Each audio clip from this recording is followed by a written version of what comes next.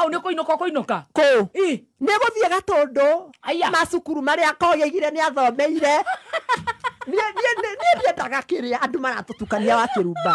Dada Sarah na Muthoni wa Kĩrumba aka Baby Top nĩ mahithanĩtie bũrũri wa Kenya handũ wa rũma thutha wa gũtiga a Kenya na mĩkwekwe aingĩ a mafans magĩturwo nĩ mbaru ciao nĩ mĩtheko.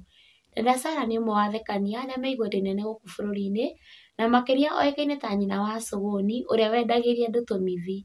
Mbere ya ngũmenyithĩtie ũrĩa gũthiĩ na mbere gatagatĩ gake na Baby Top, ndeto ĩngĩ ya hinahi ĩrĩkĩtie gũtũkinyĩra kwa Kikuyu Hot News TV nĩ atĩ rĩu Theresa mamake Mũraya nĩ arĩkĩtie gũtuo brand ambassador mwerũ wa Phone Praise Kenya.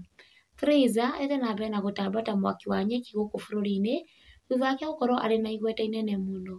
Mwĩroreri ngũmenyithie rĩu kambuni nyingĩ iria Theresa arakorwo akĩheo kana agĩtuo brand ambassador mwerũ nĩ imwe cia kambuni iria Karangũ Mũraya arutithanagia nacio wĩra.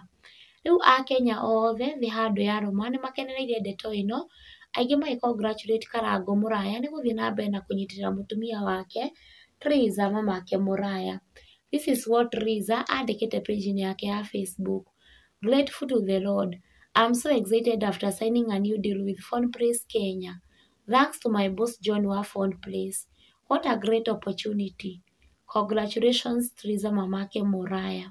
And back to Dada Sarah na Muthoni wa Kĩrumba, no nĩ wa Dada Sarah kũheana review yake ĩgiĩ interview ya Kogi ũrĩa Muthoni wa Kĩrumba ahostĩte arĩ ta njorua ya kothi. Dada Sarah nĩ augĩte atĩ Kogi nĩ aheanire ciĩgiĩ gĩthomo gĩake kuona nĩ kũrĩ na interview erĩgĩte gwĩkithio mwaka wa 2023 na ndeto iria aheanire hĩndĩ ĩyo na cia the recent interview itiratwarana. That means hena interview araria maheni. Ndeto ĩno nĩ ĩtũmĩte Akenya makene mũno na gũtũma andũ arĩa mahostaga show kana interviews matĩe mafans mũno tondũ nĩ monanĩtie nĩ meroragĩra na gũthikĩrĩria ageni arĩa marehagwo mĩtambo-inĩ na njĩra nene mũno na kũiga details cia ũrĩa meruta na ageni a o mũthenya. Listen what Dada Sarah said about Kogi na gũtiga Akenya rungu wa itĩ thutha wa kũmegeka na mĩtheko.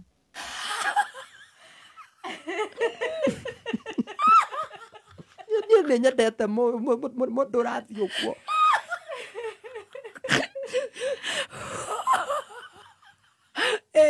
Ũkĩhurutũka ũguo gĩta Kogi. That's the njorua. Ngĩhurutũka. Ũkĩhurutũka ũguo kĩona ingĩta ũ. Tata kũrĩa rĩrĩ ndangĩkinya ũmũthĩ. Ũkiuga reke njĩte Kogi.